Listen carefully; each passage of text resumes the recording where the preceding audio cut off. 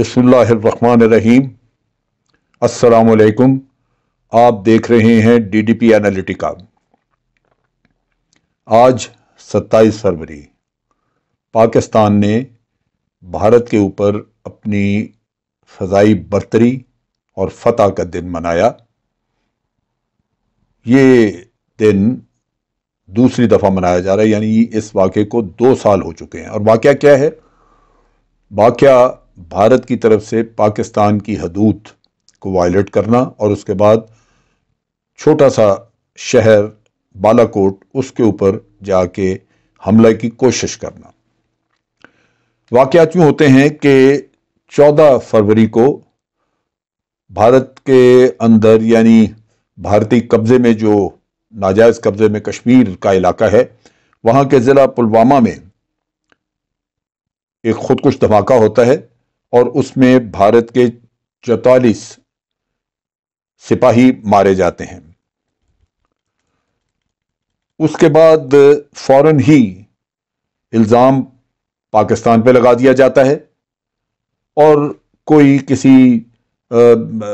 YouTube पे या किसी फेसबुक वगैरह पे किसी ने कोई क्लेम किया और कहा जाता है कि जनाब ये जैश ए मोहम्मद पाकिस्तान से क्लेम हुआ है।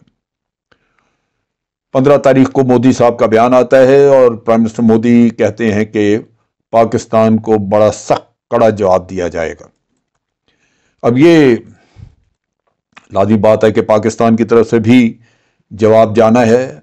उसी दिन भारत पाकिस्तान से, जो पाकिस्तान को एक मोस्ट फेवर्ड नेशन का दर्जा दिया हुआ था तिजारत के लिए, उसको भी रिवोक कर देता है, ख़त्म कर देता है।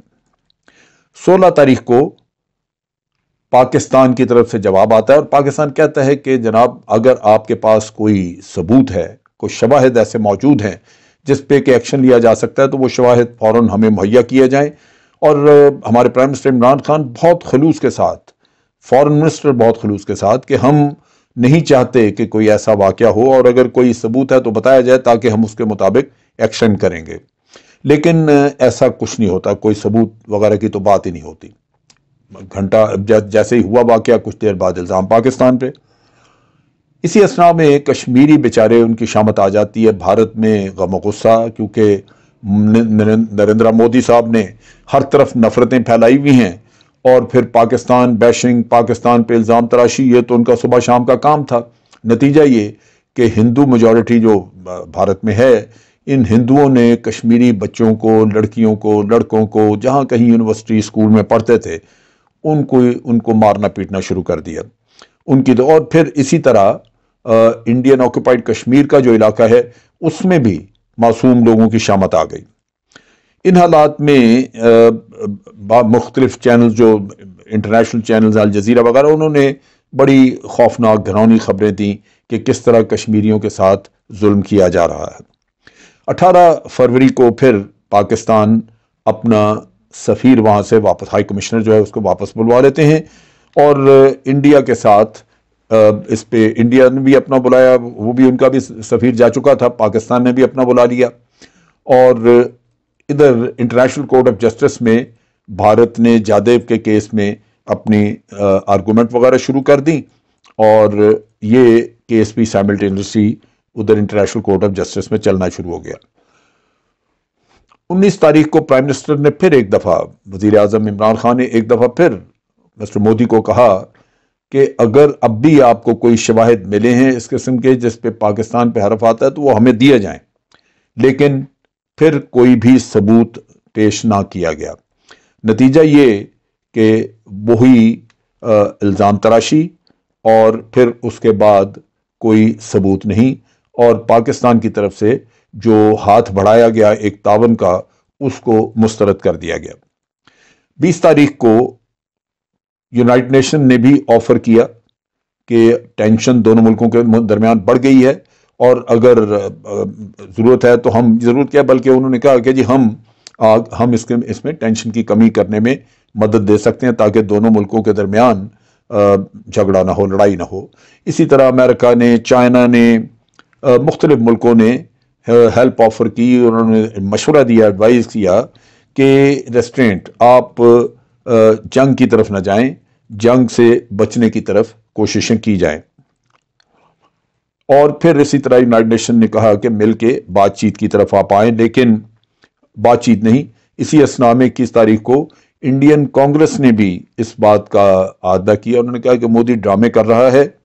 असल चीज़ ये है कि ये वाकया जो है इसको बहाना बना के मोदी इलेक्शन में फ़ायदा लेना चाह रहा है, और इसको हकीकतन इतराफ़ करना चाहिए कि ये हुकूमत की नाकामी है, हुकूमत की अपनी इंटेलिजेंस का फेलियर है, और हुकूमत अपनी नाकामी का जो इल्ज़ाम वो पाकिस्तान पे डाल के तो इलेक्शन साथ ही इलेक्शन में फ़ायदा लेना चाहता है। और मेरा ख्याल है कि कांग्रेस मोदी को बेहतर समझती थी, उन्होंने वही बात की जो कि पाकिस्तान भी कर रहा, और आज ये चीज़ें साबित हैं। इसी असना में आसिफ गफूर साहब जो कि उस वक्त हमारे DGISPR थे, उन्होंने भी प्रेस कॉन्फ्रेंस की और उन्होंने उसमें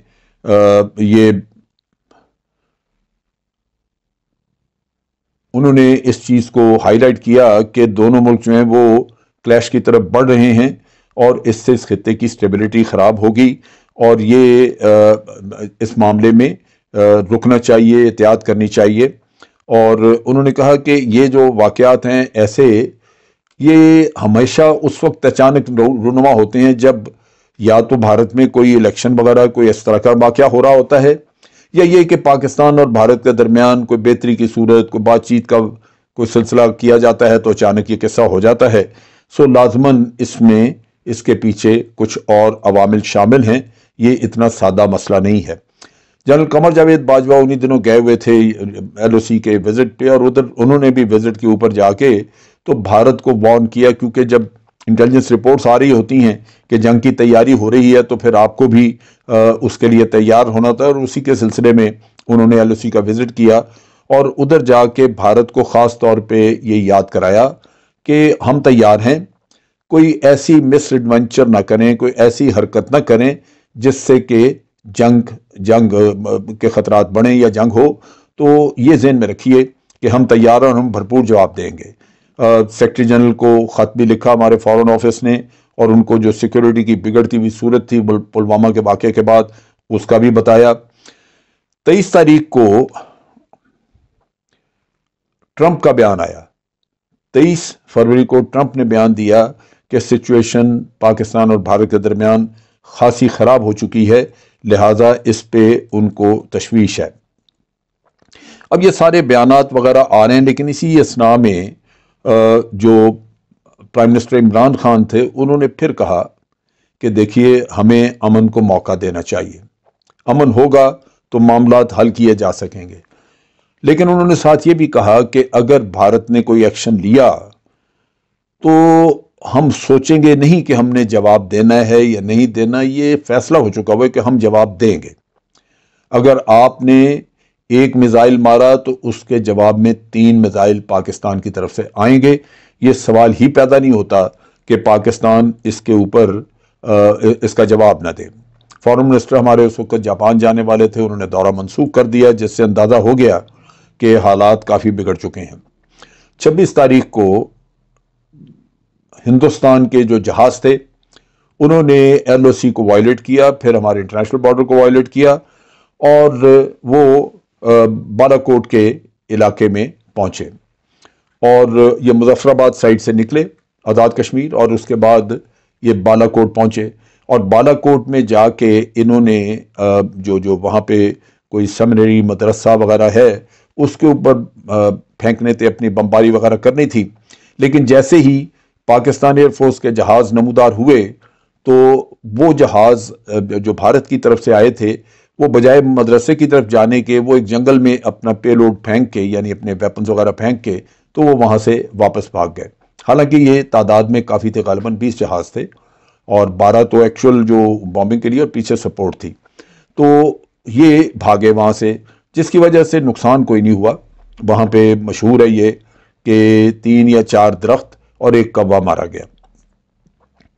अब इस वक्त जब ये हो गया तो उसके बाद आपको याद होगा कि आसिफ गफूर साहब ने फिर एक प्रेस कॉन्फ्रेंस की, और उन्होंने कहा कि हम हर हालत में भारत को इस चीज़ का जवाब देंगे। अब भारत को हमारी रिस्पांस के लिए तैयार रहना चाहिए।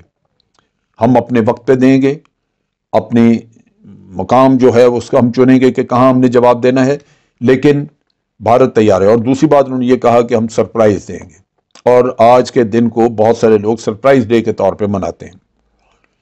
लिहाजा 27 तारीख को सुबह दिन के वक्त, यानी भारत ने तो रात के अंधेरे में आके हमला किया था, पाकिस्तान की तरफ से दिन के वक्त हमारे जहाज़ों ने रॉकेट्स मारे, मिसाइल्स मारे, और इंडिया के अंदर 6-7 टारगेट्स को एंगेज किया, जो एक्चुअल टारगेट है उससे थोड़ा सा सेफ डिस्टेंस रख के, ताकि इनकी कैजुअल्टीज ना हो, तो उनको मारा। और ये उनको पैगाम दे दिया कि अगर हम चाहते तो हम आपके सारे ये टारगेट्स जो हैं ये तबाह कर सकते थे। उसके साथ ही हमारे जहाज जब वापस अपने बेसिस की तरफ आते हैं तो भारत की तरफ से फिर वायोलेशन हुई, भारत की तरफ से फिर जहाज उड़ाए गए, और उनको वो जहाज उन्होंने हमारे जहाज़ों को पीछा करने की कोशिश की। हमारे जहाज़ों ने जब रिएक्ट किया तो उस डॉग फाइट में भारत के 2 जहाज़ गिरा लिए गए, एक SU-30 जो कि LOC के दूसरी तरफ गिरा, भारतीय मकबूजा कश्मीर में, और एक जहाज़ हमारी तरफ जो कि MiG-21 था, वो इधर हमारी तरफ गिरा, और उसका पायलट अभिनंदन वो उसने बेल आउट किया और वो पकड़ा गया। अब यहाँ पे सिचुएशन जो है वो काफ़ी ख़राब थी, और मुझे इस चीज़ का इल्म है कि इस पे जब हमने अभी ये काम नहीं किया था, भारत बालाकोट कर चुका था, हमने रिस्पांस देनी थी, उस वक्त अमेरिका के chairman joint chief of staff ने हमारे chairman joint chief of staff general Zubair Mahmood Hayat को टेलीफोन किया और उनको बहुत कहा कि भारत ने चले कर लिया, कुछ करना था कर लिया, आपका नुकसान भी नहीं हुआ, अब आप कुछ ना करें। तो हमारी तरफ से जवाब ये गया कि ये हो नहीं सकता। हमारे प्राइम मिनिस्टर का भी वादा था, हमारा भी वादा है, भारत को मना किया था कि वो ये हरकत ना करे, जब उन्होंने कर दी तो जवाब जरूर जाएगा। बहुत कोशिश की इंटरनेशनल कुव्वतों ने, लेकिन पाकिस्तान ने इस चीज़ को खातर में लाने को मुनासिब नहीं समझा, और पाकिस्तान ने ये काम किया कि वापस जवाब दिया। और वो बहुत बड़ा स्ट्रॉन्ग मैसेज था कि आपने तो 1 पे किया, हमने 6 पे कर दिया, और अगर आप करेंगे मजीद तो फिर इसी तरह जवाब आएगा कि 1 के बदले में 3 या 4। इसी असना में भारत में इतनी बुखलाहट और इतनी घबराहट थी कि उन्होंने अपना ही एक हेलीकॉप्टर, बमा उसमें जितने इनके ऑफिसर्स वगैरह थे, उसको उनके डिफेंस सिस्टम ने खुदा जाने क्या समझा, उसको मिसाइल मार के तो अपना ही हेलीकॉप्टर गिरा लिया। अब सोचने की बात यह है कि ये जंग तो रुक तो गई, उस वक्त इंटरनेशनल कुव्वतें प्रेशराइज कर रही थी सबको, उसकी वजह से प्रेशर आया और मजीद एक्शन नहीं हुआ, लेकिन पाकिस्तान तैयार था। हमने कहा हुआ था कि भारत ने तैयारी की हुई है और मजीद मिसाइल मारने की, लेकिन हमारा जो इरादा है वो भी पक्का है। उनको पता होना चाहिए कि अगर आपने मजीद इस तरह की हरकत की तो हम इसके ऊपर जवाब देंगे।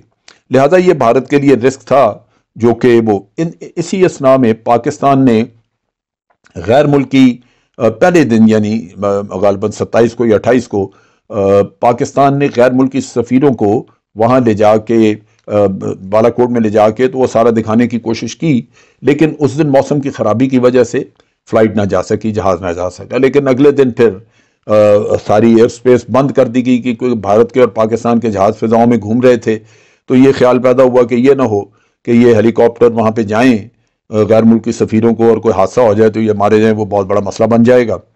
लिहाजा वो फिर काफ़ी दिन रुके रहे और काफ़ी दिनों के बाद उनको विज़िट कराया गया, वरना विज़िट तैयार था, कोई ऐसी बात नहीं थी कि उनका ना कराया जाता। अब चीज़ ये है कि देखने की बात ये, क्योंकि ये क्या हम जंगें लड़ेंगे या हमें कोई अपना ज़िम्मेदाराना रवैया इख्तियार करना चाहिए, भारत को क्या करना चाहिए, क्योंकि भारत तो जंग के नकारे बजाने शुरू हो गया। ऐसे जैसे वाक़या हुआ, ये उनका हमेशा से वतीरा रहा कि जैसे कुछ हुआ कराया खुद और उसके बाद इल्ज़ाम, यानी आप खुद ही करें, खुद इल्ज़ाम लगा दें और खुद ही फैसला कर दें कि अब हमने ये करना है।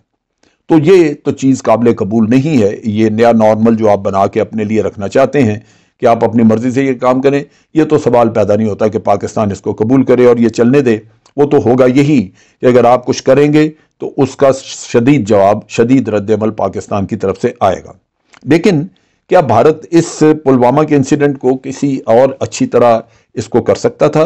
बिल्कुल किया जा सकता था। जब पाकिस्तान ने तावन कहा था कि हम देने को तैयार हैं और आप सबूत लेके आए, तो इतनी बड़ी बात आप समझते हैं कि जनाब आपको यकीन है कि पाकिस्तान ने किया है और फिर उसके बदले आप पाकिस्तान के ऊपर हमला करने को भी तैयार हैं, तो इतने सारे यकीन जो आपको जिस चीज़ की वजह से वो पाकिस्तान को भी दिखा देते। जब आपने एविडेंस दिया, जब आपने ला के तो वो बताए, वो फाइल दी, डोजियर दिया, तो उसमें तो हमारी तराशे थे, उसमें तो कोई ऐसी चीज़ नहीं थी, ऐसे सबूत नहीं थे जिसकी बुनियाद पे कोई समझता कि वाकई ये कोई ऐसा काम किया है या कोई ऐसा सबूत है जिसकी वजह से भारत को यह हक हासिल था। तो ये ना हुई। लेकिन हम देखने में ये आता है कि भारत में स्टेट्समैनशिप का कोई अमल दखल नहीं था। उन्होंने सफारतकारी को या बुर्दबारी को या कोई जमादाराना रवैये को उन्होंने कोई अमल दखल नहीं रखा, क्योंकि मकासद मुख्तलिफ थे। मकासद यही थे कि किसी न किसी तरह आपने इलेक्शन जीतना है, लिहाजा आप उसकी पिच बढ़ाते गए। 14 तारीख के बाद 14 से 26 तारीख तक लगातार ये बाहर शोर शराबा, अपना नारा पाकिस्तान के खिलाफ बढ़ाते गए और हिंदू मेजॉरिटी को चार्ज किया, जो कि फिर मुल्क में प्रेशर आता है बड़ा हुकूमतों के ऊपर, और ये पहले भी इन्होंने किया। जब उड़ी का वाकया हुआ तो उस वक्त भी भारत में यही हुआ कि पाकिस्तान ने किया, हम छोड़ेंगे नहीं, मारेंगे नहीं। वो कश्मीरी को निकले, लेकिन अल्टीमेटली ये ड्रामा था जो भारत ने रचाया उड़ी वाला। उसमें भी किसी दहशतगर्द ने लोग नहीं मारे, बल्कि ये लोग जो वहां पे पैरा वगैरह दे रहे थे, भारतीय सिपाही, वो डर के तो अपनी जगहों में छुपे, वहां आग लग गई, क्योंकि ये पेट्रोल का जखीरा था। आग लगी पेट्रोल के जखीरे में, तो वो उनके टेंट वगैरह भी जल गए, उसमें वो लोग मारे गए। सो 20-21 जो लोग मरे थे वो इनके जलने की वजह से मरे, उसको किसी ने नहीं मारा। नतीजा ये कि उस वक्त भी भारत के ऊपर बड़ा प्रेशर आया कि आप पाकिस्तान को सबक सिखाएं। अब पाकिस्तान कोई बचा तो नहीं, पाकिस्तान भी तैयार आगे से। नतीजा ये है कि भारत को फिर एक झूठा ड्रामा रचाना पड़ा सर्जिकल स्ट्राइक का, जिसका कोई वजूद नहीं था। वो जो बॉर्डर पे थोड़ी बहुत हमारे वायलेशंस होती हैं, उसी को किसी को सर्जिकल स्ट्राइक का नाम देके, और वहीं बॉर्डर साइड पे कहीं पीछे जाके एक फिल्म वगैरह बनाई, वीडियो, और वो चला दी। काफ़ी अरसे के बाद चली, लेकिन बहरहाल ये कहा गया कि जी ये सर्जिकल स्ट्राइक थी। तो ये एक बहाना था। अब ये है कि मोदी चूंकि कैपिटलाइज करता है हाइपर नेशनलिज्म पे, और वो हाइपर नेशनलिज्म जो है वो इसी तरह जनरेट किया जा सकता है कि आप कोई वाकया करें पाकिस्तान के साथ, और फिर ये इस तरह का वाकया करके तो आप अपने वोट भी ले लें, लोगों को चार्ज कर लें, और लोग जो हैं वो नेशनलिज्म की वजह से वाह वाह मोदी करके आपको वोट दे दें, आप इलेक्शन जीत के वहां बैठे रहें। हालात अच्छे नहीं है। आप ये दोबारा भी हो सकती चीज़। इसकी वजह यह कि कोविड की वजह से वहाँ पे काफ़ी नुकसान हुआ। भारत में अभी एहतजाज बड़े ज़ोरों पे हैं, चल रहे हैं। फसलें शायद आइंदा फसलें भी ठीक ना हो। मसाइल तो बेतहाशा हैं। पहले ने जब डिमोनेटाइजेशन वगैरह कर दी थी, उसके बाद से इकॉनमी संभली नहीं। कई बैंक जो है वो बंद हो चुके हैं, उनकी बैंक जो है वो कुर्की हो चुके हैं। लेकिन उसके बावजूद ये हाइपर नेशनलिज्म से भारतीय बाज नहीं आए। तो उसकी वजह से, और उसमें फिर इनके बॉलीवुड वगैरह भी शामिल है, वो भी बड़े नारे फिल्में बना बना के घुस के मारेंगे, इस तरह की बातें करके लोगों को बेवकूफ़ बना के चार्ज कर देते हैं। और नतीजा ये निकला कि वो ओबामा ने अपनी किताब में लिखा है कि अगर सियासत में भारत में किसी ने सर्टिफिकेट लेना है मोहब्बत का, या अपने वतन के साथ मोहब्बत का, तरक्की करनी है सियासत में, तो उसको पाकिस्तान बैशिंग करनी बड़ी ज़रूरी है उसके लिए। तो चीज़ ये है कि इसमें सफारतकारी हो सकती थी, शवाहिद दिए जा सकते थे, तहम्मुल से काम लिया जा सकता था। पाकिस्तान को आप इंटरनेशनल कोर्ट ऑफ जस्टिस में ले जा सकते थे अगर आपके पास शवाहिद है, और वहाँ पे इन मामलात को संभाला जा सकता था। आखिर अभिनंदन के मामले में, इसके कुलभूषण के मामले में Bharat international court of justice में गया है, तो ये भी हो सकता था यहाँ चले जाते। लेकिन इन्होंने ये नहीं किया, बल्कि एंटी बढ़ाते गए, झूठ बोलते गए कि हम बालाकोट में 300 लोगों को मार आए हैं, हम आगे भी ये करेंगे वो करेंगे। ये सब झूठ। और मुश्किल ये है कि अवाम इस झूठ को सुन के खुश होते हैं और उसको चैलेंज भी नहीं करना चाहते, उनको तस्लीम करते हैं भारतीय अवाम। और नतीजा ये कि मोदी साहब को इनकरेजमेंट होती है, और मोदी समझता है कि यही झूठ जो है ये उसके लिए कारामत है। जो बालाकोट की सूरत हाल थी वो भी अवाम को समझ जाना चाहिए। इंटरनेशनल मीडिया ने बताया, इंटरनेशनल सैटेलाइट इमेजरी बाहर निकल आई, और उन्होंने बताया कि जनाब वहाँ पे तो कोई भी नुकसान नहीं हुआ पाकिस्तान का। इसी तरह पूरी दुनिया ने बताया कि पाकिस्तान के F-16 जितने थे उतने ही उनके पास मौजूद हैं। इंडिया एक झूठ बोलता जा रहा है कि हमने इनका F-16 ने गिरा दिया। वो क्रिश्चियन फेयर को उन्होंने इनवाइट किया मुल्क में बुला के, तो उस सेमिनार में उसने तकरीर की, उसने बड़ा हकारत से कहा, उसने कहा भाई बस करें, क्यों ये ड्रामा रचा रहे हैं, कोई F-16 नहीं आपने गिराया।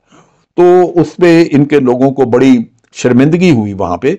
सो ये इनके अवाम को समझना चाहिए कि ये झूठ बड़ा बोलते हैं, इनके लीडर भी, इनके मिलिट्री लीडर्स भी, तो इनको रसा डालें ताकि ये झूठ बोलना बंद करें। अब चीज़ ये है कि इसका आइंदा के लिए होना क्या चाहिए।